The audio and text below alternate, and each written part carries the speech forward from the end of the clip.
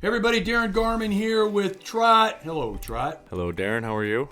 I'm doing pretty good, man. How you doing? Good. Very good. I'm looking forward to this episode of the Heartland Multifamily Show, the place For all things multifamily. for all things multifamily. And we want to cover something that is going to at first sound a little obvious to our viewers and listeners. But I want to emphasize you need to stay tuned and listen to this entire episode, because I guarantee you will take away at least one or two nuggets from this that you'll be able to use in your world, be it multifamily or really in some cases, other places too. And you and I have talked a lot about this and about our frustration, not like, oh my God, not like that, but in terms of frustration that we run into with the investors that we work with in terms of expectations. And the main expectation is time. And a lot of times I shouldn't say a lot of times, most of the time, we want things yesterday. Yeah. Right? We want those results. We want all of that yesterday. And we want to take the shortcut to get there. Because there's got to be one. Right? And if there's something that you and I have learned, especially with the amount of people that we work with, nothing can be further from the truth. And so it really makes sense to now dial in if anyone is serious about success, okay, and really wherever. But we're going to talk specifically multifamily, but this applies to like most everything else pretty much. And that is using your time. So we're not going to talk, are we going to talk about time management? No, not really. No, we're not going to talk about time management. Are we going to talk about planners and what kind of planner to use and what kind of software to use? They certainly help. Those They do. things certainly help. They do, and we could actually have a podcast on that. What we're going to hit, really what I think is the highlight in how to use your time if you want to be successful. Okay? We're going to put it in the multifamily, pocket, but we're talking really about everything, but especially about multifamily.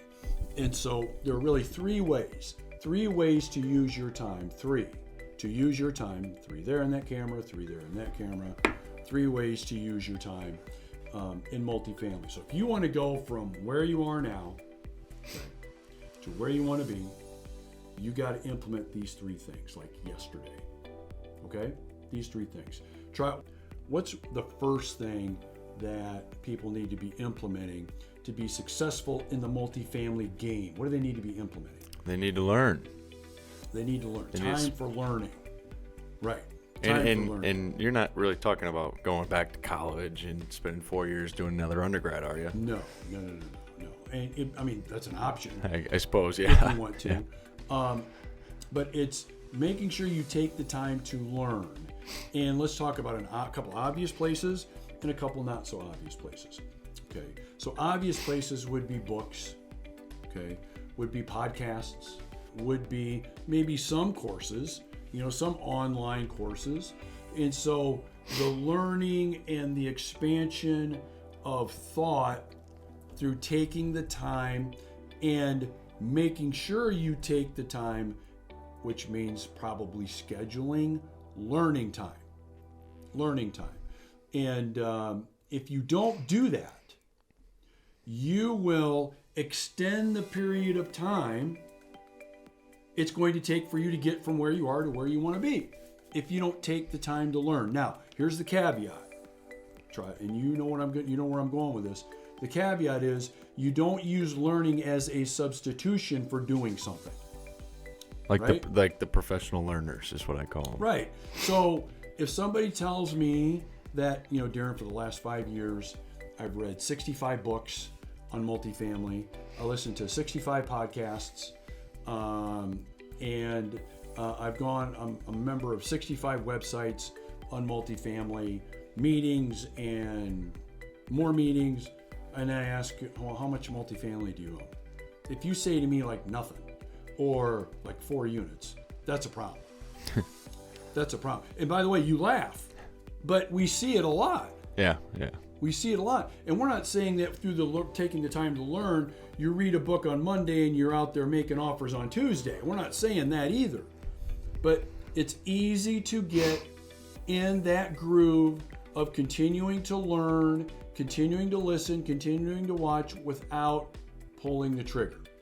But we know you need to take the time to learn. So that's number one, learning. Take the time, schedule the time to learn more.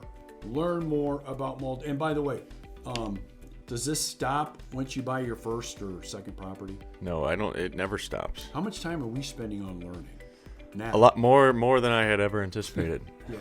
Yeah, a hell of a lot more. I mean, we just spent almost 2.5 days together learning more there. Yeah. So it doesn't stop. It's ongoing. You need to schedule, plan on it. You never have it fully figured out. Okay, you always want to be learning, but you got to schedule. So that's number one, learning. And this is a good segue into number two. What do you think number two is, Trot? Probably implementing what you learned. Using what you learned in the actual field. I've now learned a lot from whichever educational source you want to go to. Maybe it's multiple for many. Now I got to do something. I got to pull the trigger. This is the hardest thing for many people to do, and we've just talked about it. You and I, on past podcasts, I'll just bring him up again, have talked about a gentleman by the name of Merv, M-E-R-V, Merv, which is short for Mervin. But Merv is a guy that was a professional learner and never implemented. Okay, so for 5 years, Merv would contact me and he'd want to, Darren, can you help me look at this? Can you consult with me on looking at this? And can we do this and look at that and review this property and that property? For 5 years, Merv did a lot of learning, but no implementation. None. Because it's safe when you don't implement, isn't it? Right. It's safe. There's no risk, really, when you implement. But once you implement, there's some risk there. There could be, something could happen. It's uncomfortable.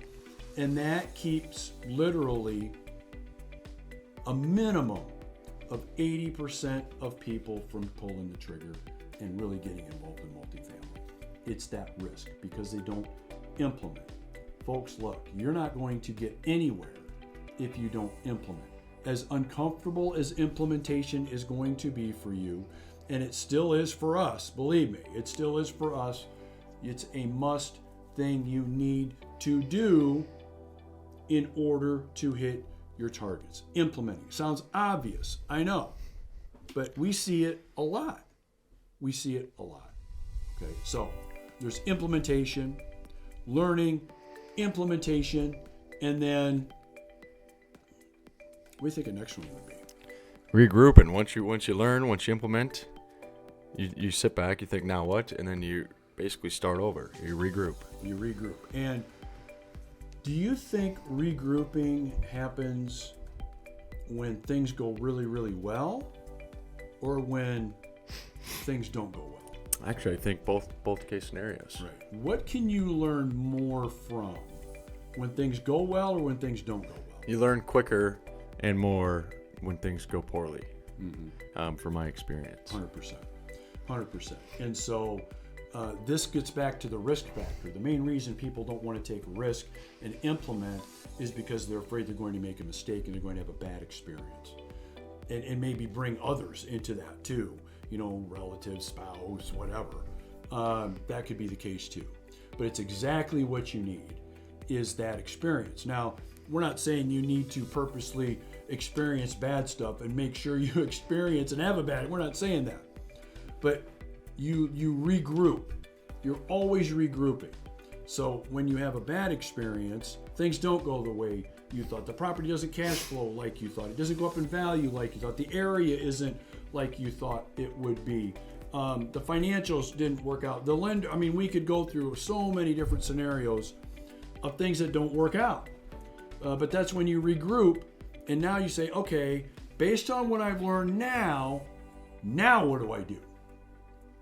what's the way forward now, because you are now at a higher place of knowledge because you've combined the learning with the experience to now move forward much more powerfully than if you wouldn't have gone through that learning process at all. Now, of course, a lot of times things work out, right?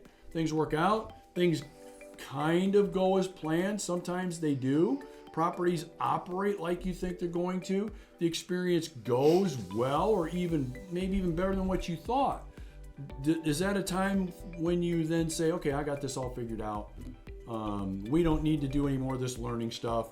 We don't need to regroup from this. We don't need to do any of that. What do you think? Well, I think it's important to keep learning new stuff no matter what, and really take a deep dive into what's going well. Because on the face, it's just, units are rented and you're collecting income. But look into why units are rented and why you're collecting income. Is it the tenants you're putting in, or is it because you made some perfect upgrades that fit the market great? Mm-hmm. I think you really got to analyze why it's going well. So then that way you can implement into something else and kind of follow that same structure. Yeah, if you get a successful process in place, now how can we template or copy this and move it into another place, and move it into another one, and move it into another one? I mean, so it's pretty much repeatable. And so what we do with pretty much every property that we own, and this is during the purchasing stage, the ownership stage, and the selling stage. Now, we don't sell very often, but in every stage, we look back and we say to ourselves, okay, what did we learn good? What can we take away that we did really well here that we can continue to use? And what did we learn from bad experience that we can take away and use? Right. Okay? Every single property. Those three things. Okay? When we bought it, when we owned and managed it, and when we sold it. What can we learn from all three of those things, good and bad, that we can use to build our template, our copyable system that we can do on the next one, and the next one, and the next one, okay? Then once you're at that point, it now becomes easily duplicatable moving forward, okay? So regrouping, huge. Even when things don't go bad, it's tempting, I don't even want to think about it. It was terrible, the experience, no. You think about it, what did you learn and what are your takeaways from the bad experience? Good. What did we learn? The things that we did good. What did we do well? And that's part of the regrouping process. Okay. So we covered on this podcast, this episode, 3 huge time strategies, multifamily time strategies to use in order to go from where you are now to where you want to be. Whether you're active or passive investor, doesn't matter. Where you are now to where you want to be. Okay, and those are, again, Trot, why don't you repeat what those are, would you? Learning, right? Time for learning. implementing, Time for implementing. and regrouping. And time for regrouping. Okay, and I'm going to oversimplify it a little bit, but not by much. If you follow this formula that we've given you with your time, you will get much done in a shorter period of time. Or another way of saying it, you'll get a lot done quicker or faster, and your results will come sooner as a result of it, and those results will even surprise you if you do these 3 simple things consistently, right? No magic pills, no magic formulas there, pretty simple formula, but one, if it's done consistently, results will be great. Trot, any closing comments or thoughts on our time formula for multifamily? Well, I guess the last thing I'd say is when it comes to the learning part of it, there's so many different ways to do it. I would recommend doing a little bit of a lot of them, not just read every single book and that's it, or not just listen to podcasts, or not just read the news, or not just coaching. Don't limit yourself to one thing. Is that what you're saying? Right. Okay. Because books will teach you about the history of something, or vague principles. The coaching for example, will be more like live and suited to what is exactly going on in your field. In our case, multifamily. So it's more suited to you, but you still want the vague history and principles from the books that you can pull in together too. So I think pulling it all together at once is probably the most efficient way to do it. Yeah, and it's easy to do because as you gain momentum with this, the implementation part of learning and implementing and then regrouping, it becomes a natural part of what you do, and then the results start to snowball. But I mean, you hit it. You gotta maybe don't get stuck in one track, and of course be super consistent. That's good advice. Well, look, thank you for joining me on this episode.